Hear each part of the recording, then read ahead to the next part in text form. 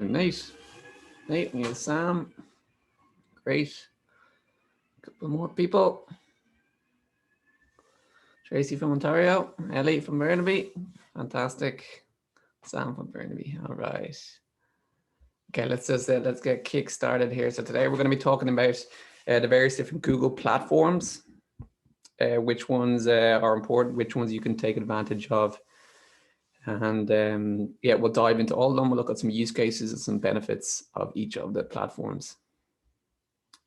So yeah, this is what we're going to go through. A bit of a roadmap here. So we'll look at a bit of an overview of the Google search and SEO, which is your search engine optimization. We'll look at the basics. We'll dive into Google Analytics, Google My Business, Google Ads, Google Shopping Ads, local inventory ads, and then the last one, Google Local Service Ads. And we'll leave some time for Q&A at the end. Expect this to be about 45 minutes, and then some Q&A afterwards.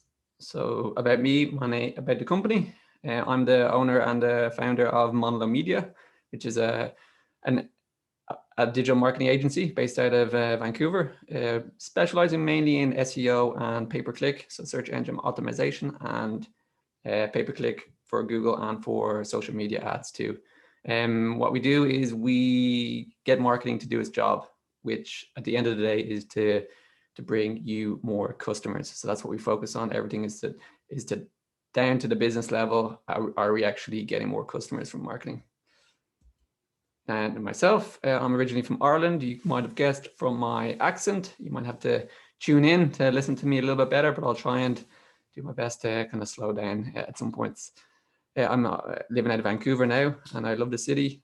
I'll probably be here for the foreseeable future. I've been in the marketing trade for about 10 years, various different roles, and Monalo Media itself is about 3.5 years in operations. So I've been doing it myself for about 3.5 years. And why I do what I do, I just love to help business owners who have marketing challenges. There are thousands and thousands of business owners out there that need help, and I love to help them either with simple strategies or with more complex marketing strategies.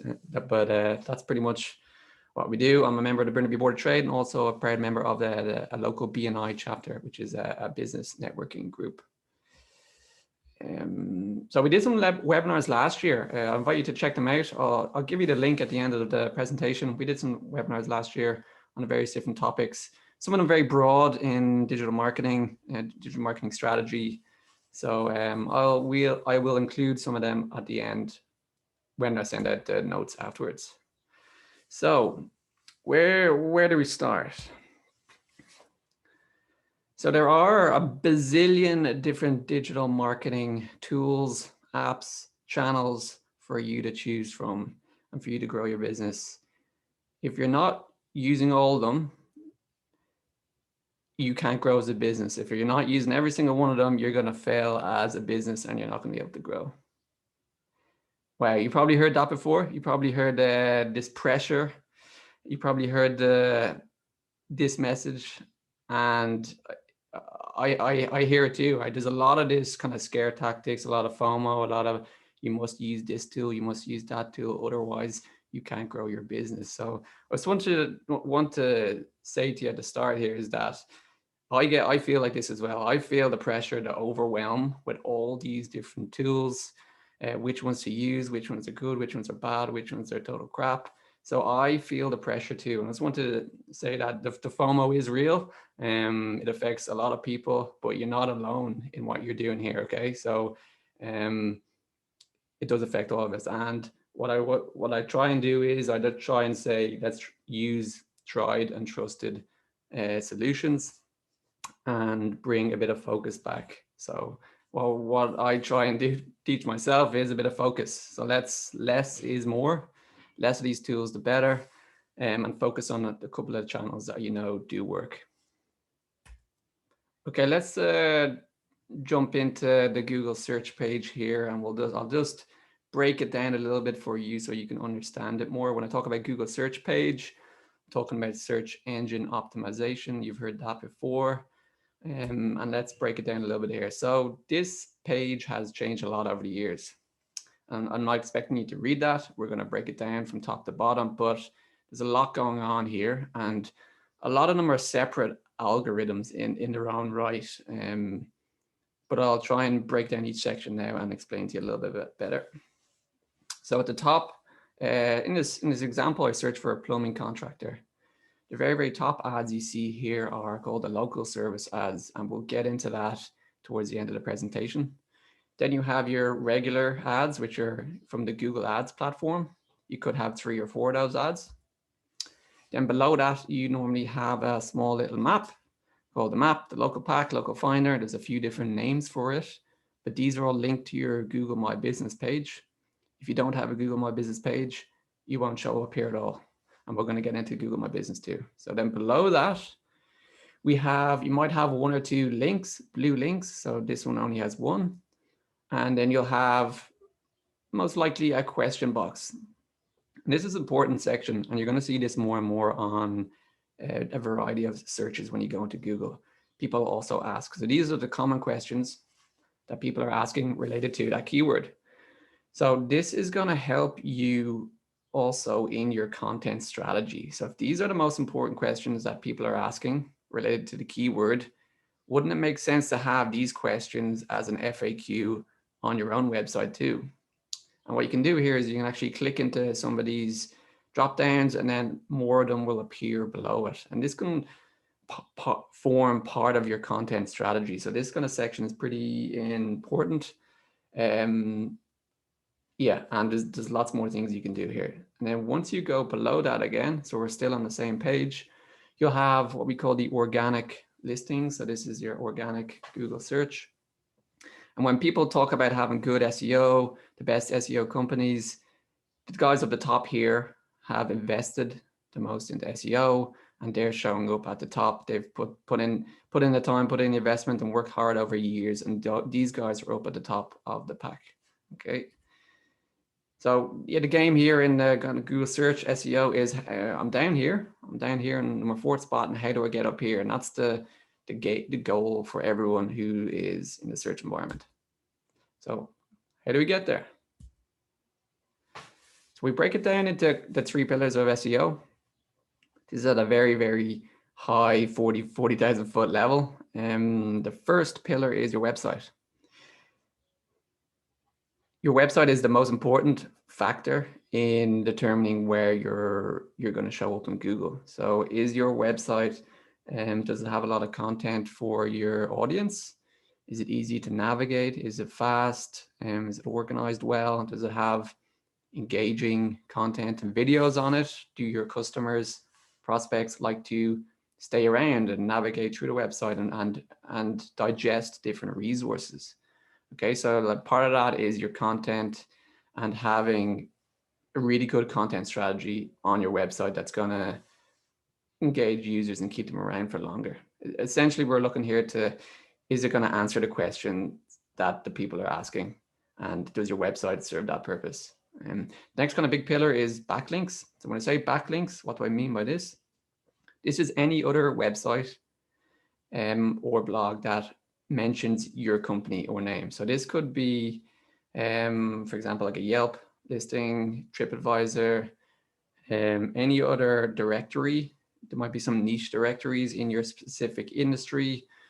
So it could be those type of websites, or it could be a local news website, or also could be a blog.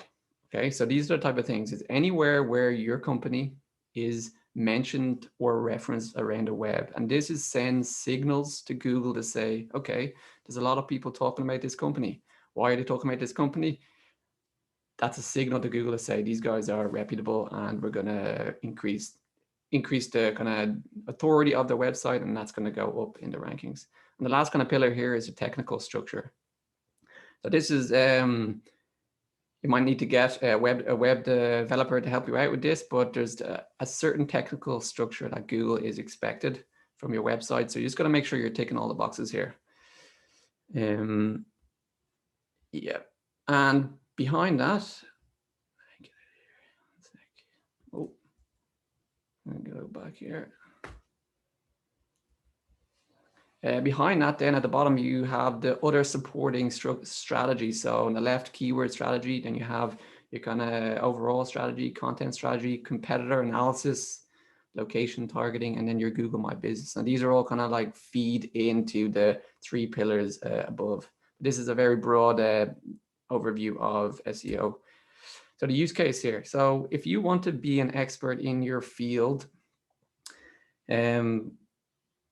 this is where you need to focus on your website and put a lot of your time in here. So as example, if someone's searching for a lawyer and the top of the list, you kind of get this recognition by being in the top few that you are the expert in your field. It's kind of goes hand in hand. If you're working on your SEO, working on your website, and you're able to climb up the rankings, then you get this kind of authority of being an expert in your field. So if you're looking to be an expert, then you want to be putting in SEO strategies in place. If Google is a place where customers find you, let me explain this. Some businesses work through referrals, through partnerships, through kind of other offline metrics. But if customers are actually searching for a keyword, your service in Google, and they come across you, here's where you need to be putting a lot of time and effort into your search engine SEO strategies. Right? Remember, this is a medium to long-term play. Whatever you do might not come into effect for a few months' time, 6 months, even 12 months. So it is your longer term play. The benefits, once it's earned, it's free. So once you have put in the time and the investment to get up there, it's free clicks from Google to your website. Which is fantastic, obviously. Yeah, the higher rankings is a sign of credibility and authority, which I mentioned. And there is good ROI to be gained in the medium to long term. You can, yeah. And we'll move on to Google Analytics is the next one. So now you say that, well, that's obvious. Google Analytics has been around for years. What can you show me here, Gavin, that's going to be useful? Yeah, we all have Google Analytics. I hope everyone has it set up on their website. But are we all taking advantage of it? Do we know, when we're looking at the dashboard, do we know what to look for? Is it just graphs, numbers, figures? And we don't really not know what to look for. There are the obvious things which Google might give you some reports, but I just wanted to give you some 3 specific hidden gems of mine that I like to look at a regular basis. And maybe you didn't notice, and maybe you could look at this yourself. And the idea here is to be able to pull insights from it. So we all are familiar with the dashboard. On the left-hand side, you have your navigation. You can hover over the drop-down. You can click on the different tabs. And in this example, I want to know all the visitors that are coming to my website. Yeah, the visitors that are coming, where are they coming from? So on the left-hand side, we go acquisition, traffic, source referrals. Okay, acquisition, here we go. So in this example here, the obvious top 2 are Google Organic and Google CPC, which is cost per click, which is the Google Ads. But then you might spot some other things there that are interesting. So Baidu, which is another search engine, it's essentially the Google of China. So you say, okay, I'm getting a lot of search traffic from Baidu. There are a lot of obviously Chinese and Eastern communities here in kind of Metro Vancouver. So a lot of these are using the Baidu platform. So then the question is, can I add more content to my website? Can I change my website a little bit to orientate these type of users? Because we know that they're potentially Chinese speaking, language speaking users. Then you look at the one below that is Bing as well. Bing is another search engine. If this figure was much higher, up in the hundreds or even the thousands, you go, okay, I'm getting a lot of traffic from Bing. Why is this? Can we set ourselves up better here? Can we get more traffic? And it's just an insight that might be able to help make a better business decision. And Bing is another search engine like Google. It's obviously not as big, but there are various different strategies you can do to promote yourself there as well. Another one I like to look at is landing pages from the organic search. So on the left-hand side, you go behavior, content, landing pages. And here's just an example of a client. These guys are a bike rental shop. Well, they rent out scooters, motorbikes, and bicycles. And they created these pages years ago. You can see number 4, number 5, number 7. They created pages for routes, a route around a cycling route around Stanley Park, cycling route to UBC. And you know what? They never knew that people were visiting these pages. They never knew that these pages were popular. And you can see, like, with the combined set of routes there's about 600-700 users to these pages. So what we did then is we looked at these pages and we go, okay, the pages weren't actually that good, but a lot of people were visiting them, and we had no call to actions on the pages. So what we did is we were going to insert, rent bikes or see more or bicycle tours, two different services. So we were able to increase that page, improve that page, and try and capture more engagement from the audience. So this is something I would look at, these landing pages inside your analytics. And what you might look at is you might go, okay, oh, that's interesting. I didn't know these pages were that popular. And then you also might go, oh, the services that are my core services are not there. And then you go, why are those ones not there? And then you can look at it, making improvements to those pages. So landing pages from organic is a good one. I also like to look at the locations, where the people are coming from. And you can break it down to the city level. So this is a client as well. We had a look, and yeah, breaking it down, Vancouver, Surrey, Burnaby. The third one there not set is a lot of people don't have their location enabled. So yeah, we can see here, Vancouver's down, Surrey is up. Why is this? Have we done less advertising in one area? Has our customer base or demographics shifted from one area to the other? What is the reason for this? And you kind of think about a strategy behind this, but I like to look at this and see if we can pull any insights from it. What's happening next in Google Analytics is a new Google Analytics tag is coming out. So this is not critical right now. So what you're going to have to do is you're going to have to replace your old Google Analytics tag with this new one. It's not critical right now. They're still, they haven't said you need to do this or else. They haven't given us a kind of ultimatum yet, but it would be good to kind of consult your marketing agency to kind of look at this and set it up. It's really more about more automations, more data. It's looking at the customer journey more, and it's going to prompt you different types of insights from the data. Try and pull that insights from the data. Also has a cool thing called like scroll analytics, so we'll be able to see where the people are hovering on your page and how far they scroll. So that's coming soon. So just be aware that you're going to need to upgrade your Google Analytics tag in the next couple of months. Google My Business. Okay. So I'm sure we're all familiar with Google My Business. I hope everyone has their profile set up, and I hope everyone is using it to its full extent.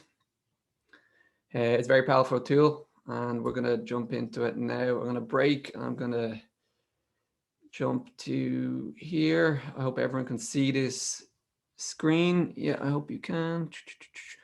So I just want to show you what it looks like on the outside. Okay, we have this little panel on the right-hand side with the usual stuff, pictures, information, etc. Request a quote. You have these areas here like products. So you can click on this.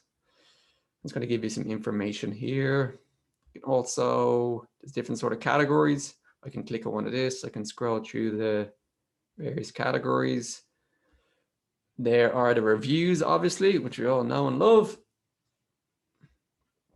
And then there is a section at the bottom, which are the recent posts. So these are updates. So you can click on this, you can scroll through the posts, and you can learn more, which is a click to the website. So this is what it looks like on the outside. Just wanted to remind everyone, and it's similar on mobile, obviously, but just more scrolling involved. So then let's take a look inside of the dashboard. I hope everyone is familiar with this. So we have a bunch of different navigation items on the left-hand side, posts, info, menu, etc. This is going to be different depending on what your business is. So this is a vegan restaurant. They have a menu and a food ordering on the left-hand side. If you're in hotels or hospitality, you'll have something totally different. If you're in a service business, you won't have these options. Okay. So a lot of people, you might have, if you set up your profile, say 2 years ago, what might have happened is that there's a bunch of new features. And even within all these sections, there might be new areas that you have not filled out yet. So that's why I would jump into it every quarter, every 3 months, and see what new features are there for you to add in. And first thing I would do is for everyone to double check their category. So in this scenario, they're a vegan restaurant, obviously, but you can put in additional categories.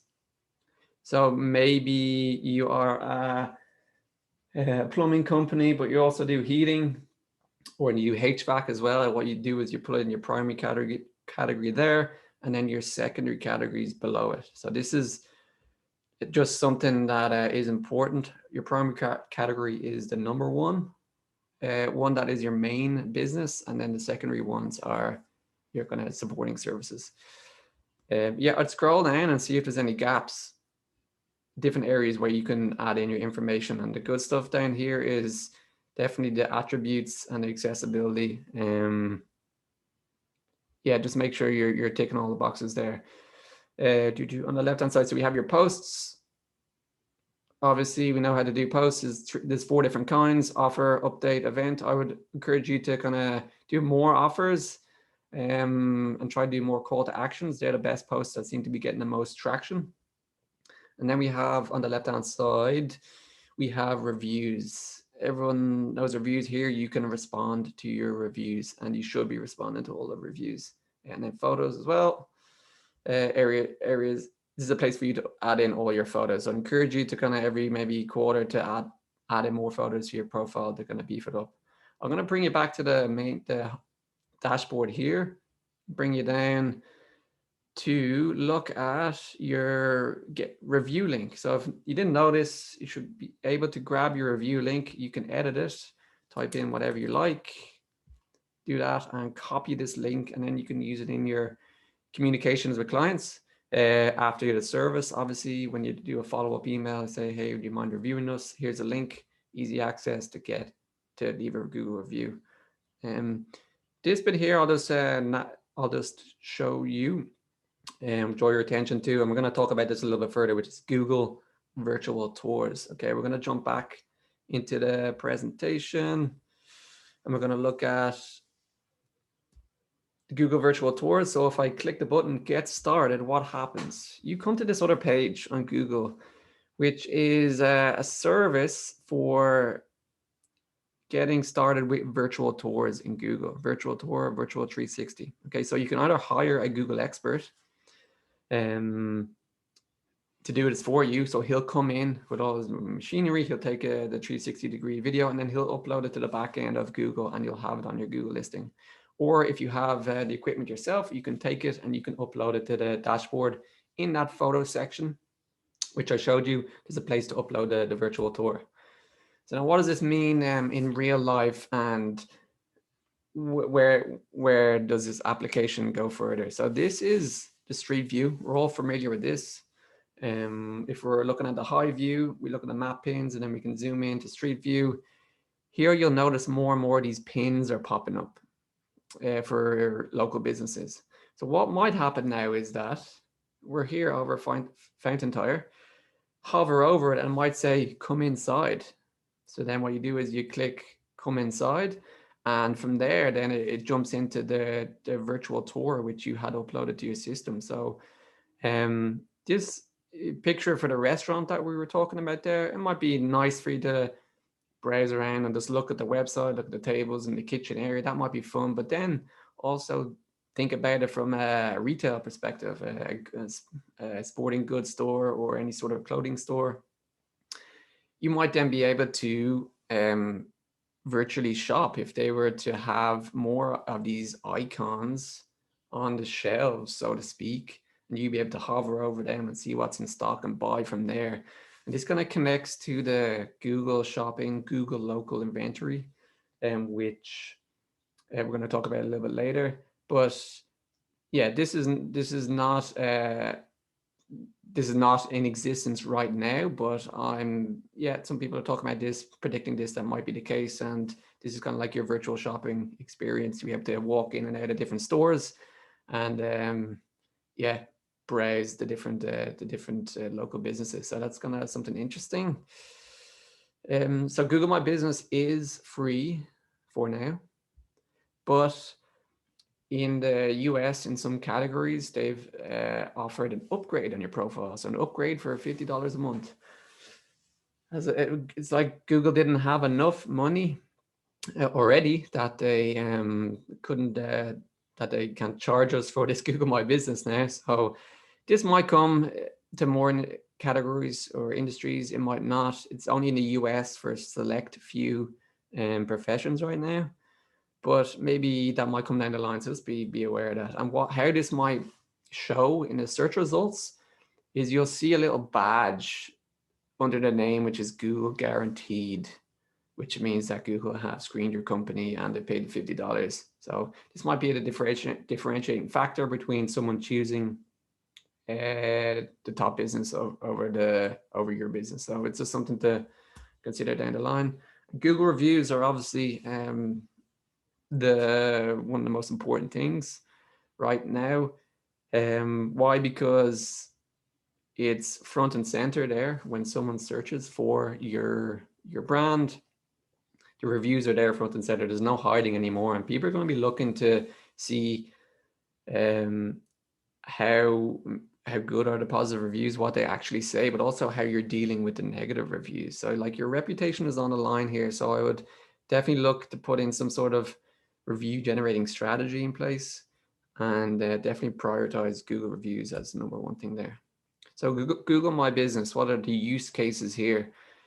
We're pretty much talking about local businesses serving local clients for the most part. So we don't have, it's not particularly for international clients who are serving people all over the world. And it's not particularly for an online store because they don't have an actual address. There's no pin, there's nowhere we can place them on the Google Maps. So it's not particularly for them either. But it is for mostly everyone else. So why? It is the first place where people are going to interact with your brand.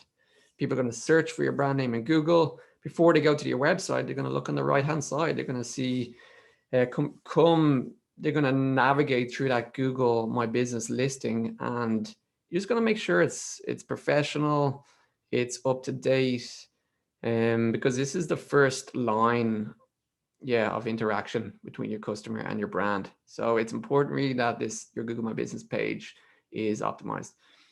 Another use case, it's good for both brand and keyword searches. What do I mean by that? I mean by that is a brand, if someone's actually searching for a company name itself, if someone searches for Monalo Media, they're going to read my Google My Business page and have a look around.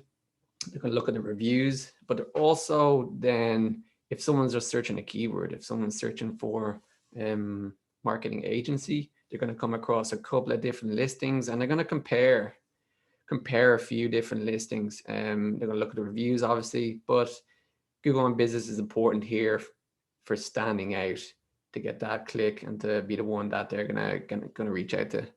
And again, it's to do with reviews and reputation. How well you deal with your reviews, your positive reviews, but also your negative reviews. This is on the line. This is on the front page of Google. So you got to make sure that, it's all professional. Benefits, it's free for now. It's great for your brand exposure. And the way I look at it is that this Google My Business system, you have the post, you have the photos, you have the reviews, you have all these little features inside it. Google wants you to engage with your audience, with the customers, with prospects. And the more you can engage with them, the more you give them, the more you'll be rewarded. And that's kind of generally what I'm hearing around is the more interactions you have, the better your profile and the higher it's going to push you up in terms of being visible in front of customers. What I say here, And a lot of my clients is, let's just feed the beast. Google is the beast.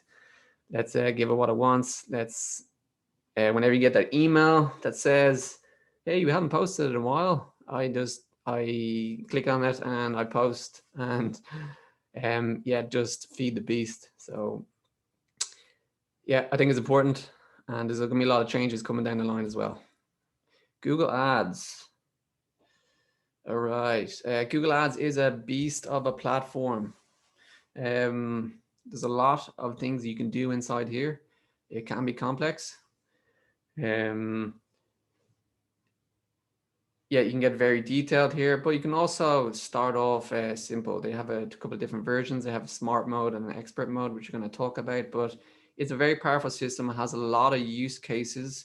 It can be used for people who have a high intent. So a plumber who, a leak, I need a plumber, a locksmith, I'm locked out of my house or my car, I need a locksmith. That's like those intent type of searches, but it also is for more professional services like realtors,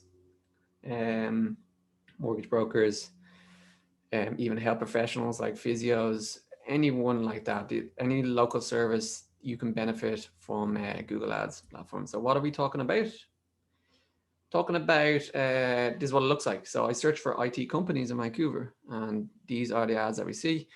This is all fully customizable. So you can add in the headline, you can add in the descriptions, you can add in those small little blue buttons here and down the bottom. This is all customizable from inside of this system. Okay, also within the Google Ads platform, we have this thing called the display ad. So on the right hand side here, you'll see an ad that has been served to me from DaVinci.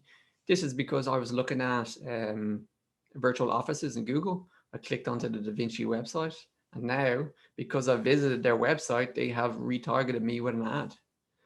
And yeah, what it does is it will chase me around the entire web. This is on the Weather Network, but it will chase me around other websites too. Remarketing does work. Some people find it annoying, but it does work. Studies show that the more times that someone sees your brand, the more familiar they are and the more they trust it. Okay, so retargeting is a way to build that trust over time and get people back to your website. And it does work, and it does work for some industries, but it's within the Google Ads platform, and we're going to show you later on a bit more about it. So when you're setting it up, you want to set up 7 different shapes and sizes, different dimensions. You're going to need to get your graphic designer to do this. So you set it all up, and then you upload these to the system. These are your display ads, because the space of which you advertise on different websites is different. So you need to upload them all, and Google's going to serve these different ads to wherever the space is on that particular site. This is their Google display ads. So you might have seen ads on the Google Maps. What is this? So here I'm searching for a roof in Vancouver. You see on the left-hand side, we have ad here. Ad. I've highlighted it. How do you get your ads here? That's a good question. So it's a specific setting inside your dashboard. You just have to go to extensions, locations, and you connect it to your Google My Business account. So if you don't have a Google My Business account, you cannot advertise in Google Maps. But this is a nice little trick that people don't know about. It's good to kind of set it up if you are looking specifically to get some ads on the Google Maps too.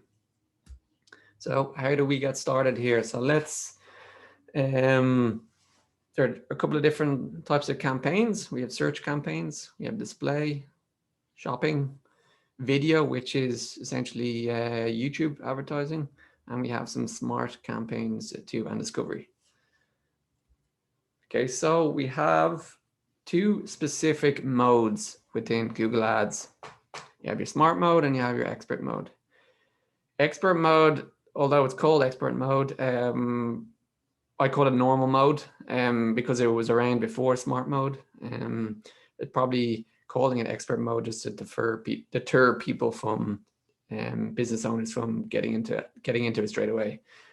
Anyway, the smart mode is fully automated. probably easy to, you probably set it up in about 20 minutes. So automated in the sense that you only have to add in one ad. You set your bidding for the month. You add in a couple of keywords, your location and description, and essentially away you go. You're letting the algorithm kind of work its magic here. So it's important to note is that you're not going to get, not all the ads are going to be on the search page itself. So when we looked at the Google search page, they're not going to be on the page itself there. It's going to be on their search network, which is, as I showed before with the Da Vinci ad, it's other websites and even apps that have areas for ads.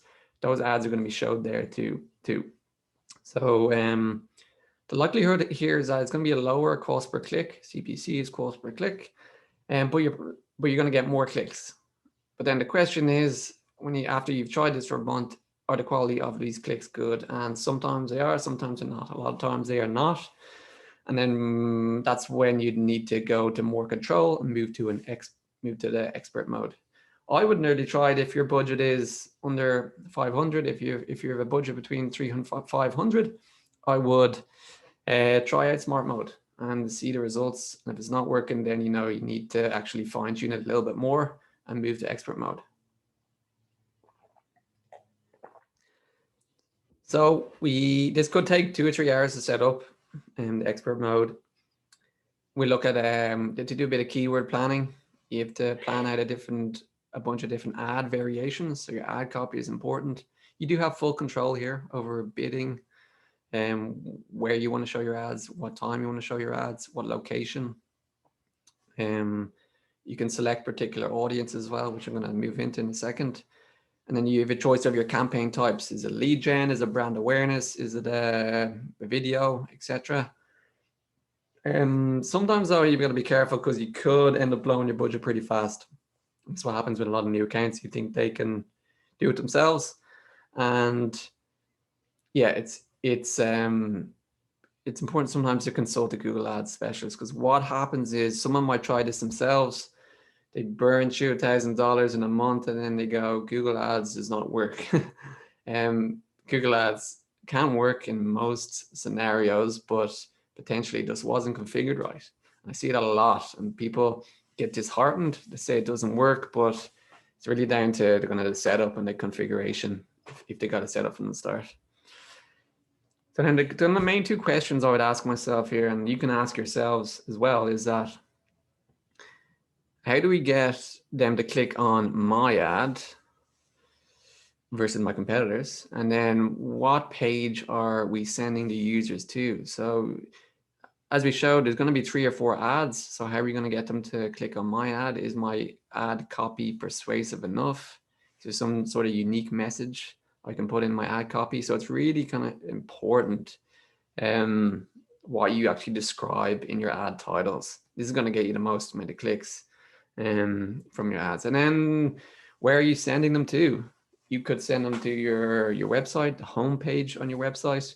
You could send them to a specific service page on your website, or you can send it to something else like a specialized landing page, which is optimized for converting visitors into leads. So you have a choice here. I would definitely trial out a few different options for landing pages when I do it, a few different pages on your website, and see which one is giving you better results. So this example again here, like we'll look at the ad copy. Which one are you going to click in terms of the ad copy? Is it, which one is standing out to you most? Which one is kind of the most descriptive and it's going to garner your click? What else is inside the Google Ads platform? As I said, it's pretty robust and there's a lot going on. We have an area called audience targeting. So Google has a ton of data on us, and we all know that. And they've been putting people into groups based on demographics, behaviors, interests. And you have these groups.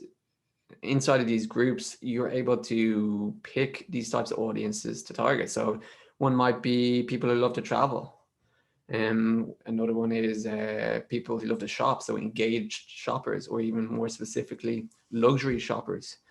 Then you can get even more detailed into demographics, so people of a certain demographic in a certain location who are homeowners. So homeowners in West Vancouver who like home and garden, or who like who have interests in renovations. So you can get pretty detailed in this, and this is going to become more important as we move on.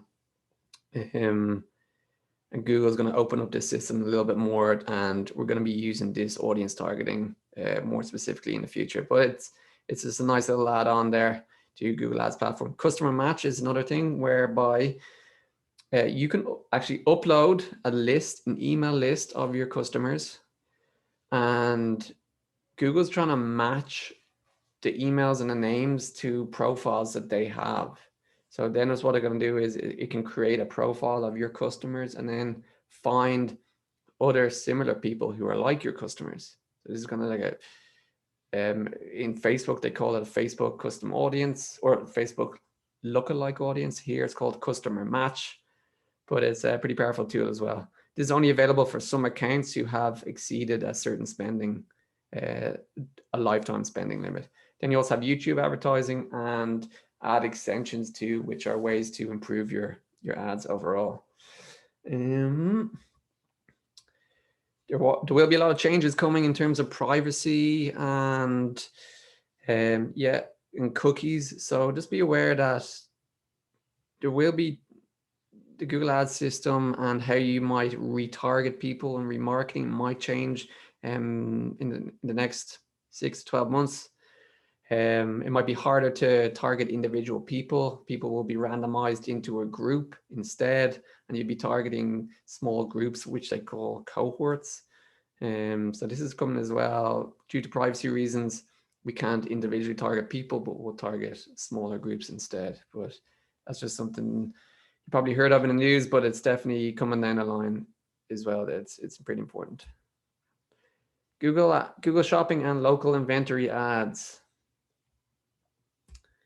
So what does this look like on the outside? So if I were to search for something like EV charger into Google, on the right-hand side, we have the products. So these are the products that are served from the Google Shopping network.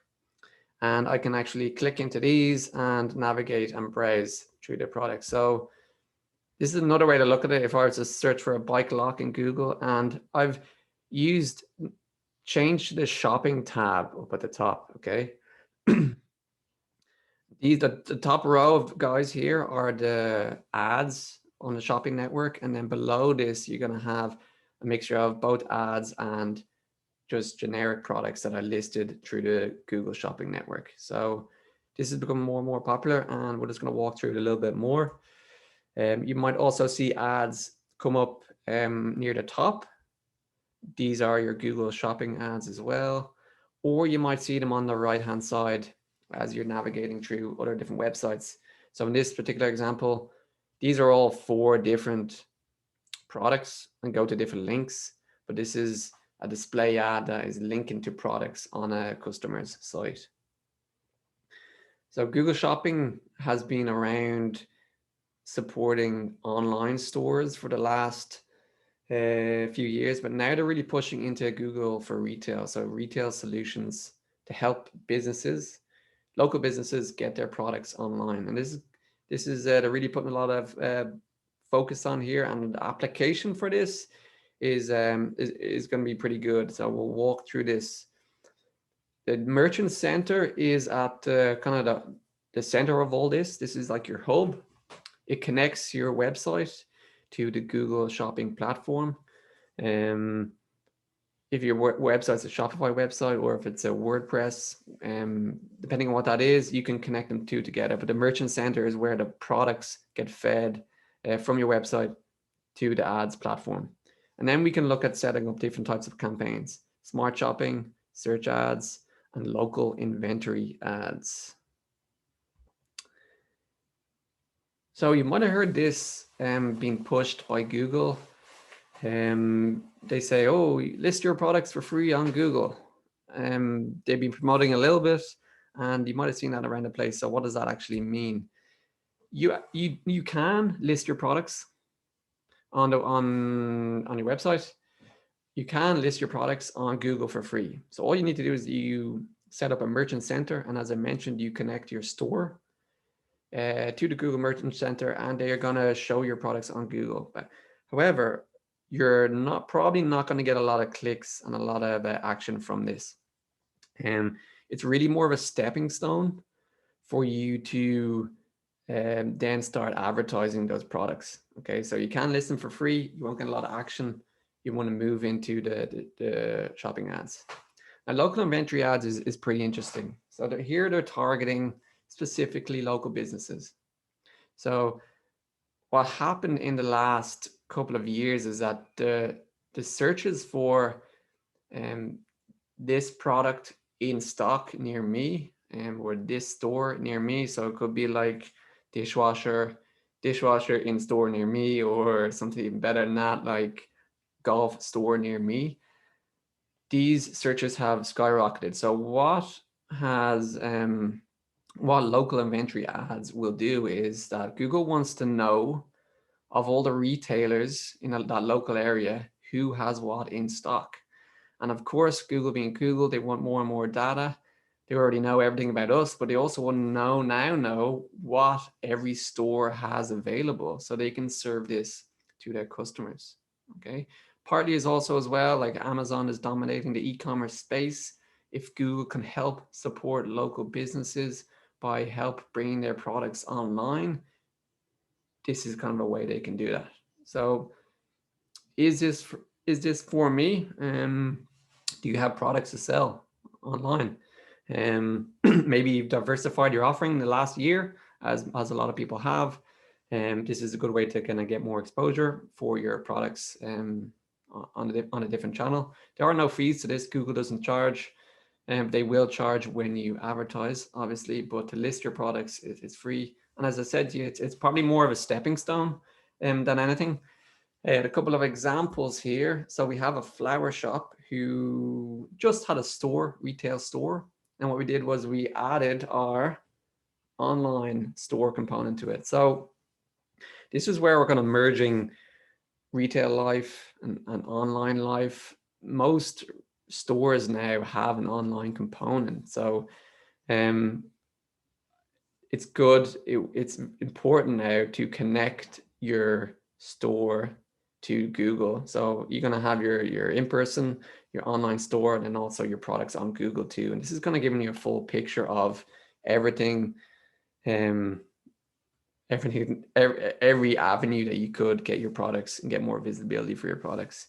Another example is like a restaurant. Is this suitable for a restaurant?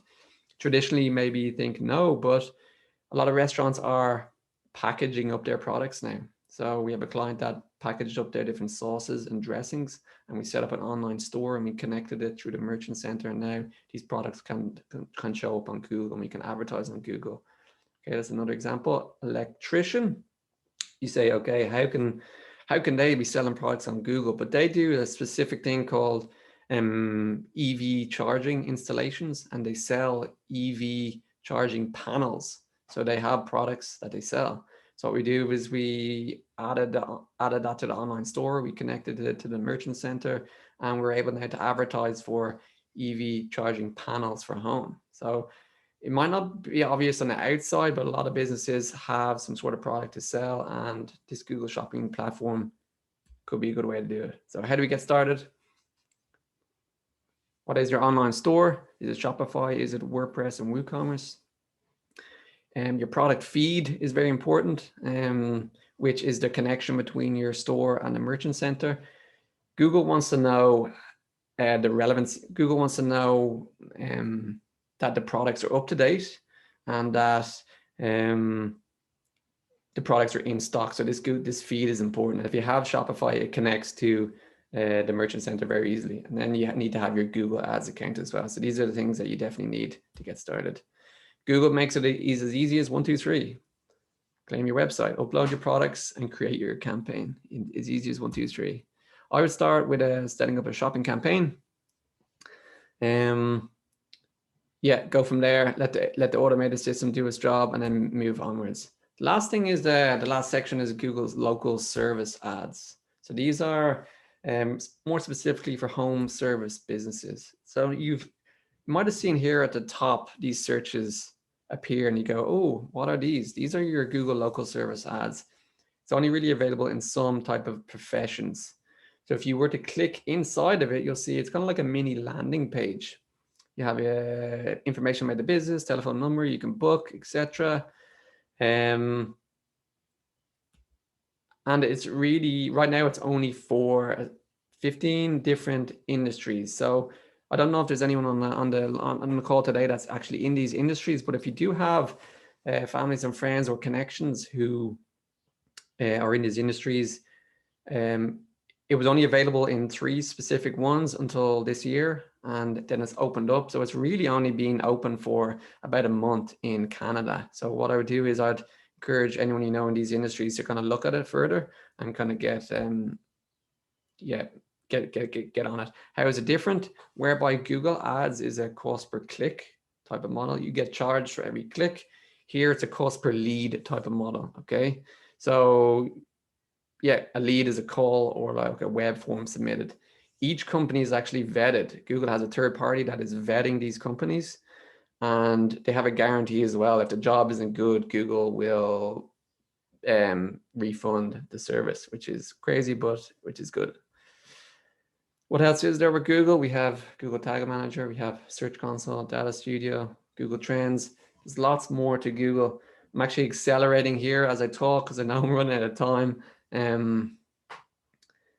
Yeah, but I wanted to talk about the future and where it's all going and speculate, if I may.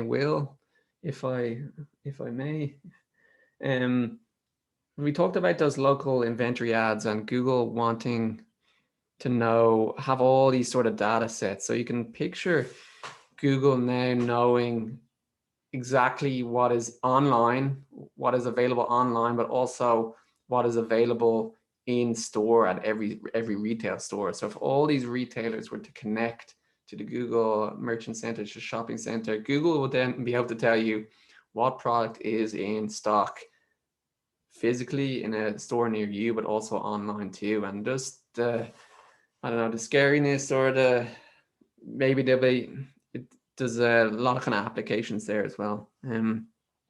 Also, like the Google search page itself, there's a bit of a push towards what we call zero click, which is Google trying to serve you answers for you on the search page itself. So we're seeing it with like restaurants. You can order food to go on Google without actually going to the website. You can for hotels, you can book hotels directly on Google, for flights as well.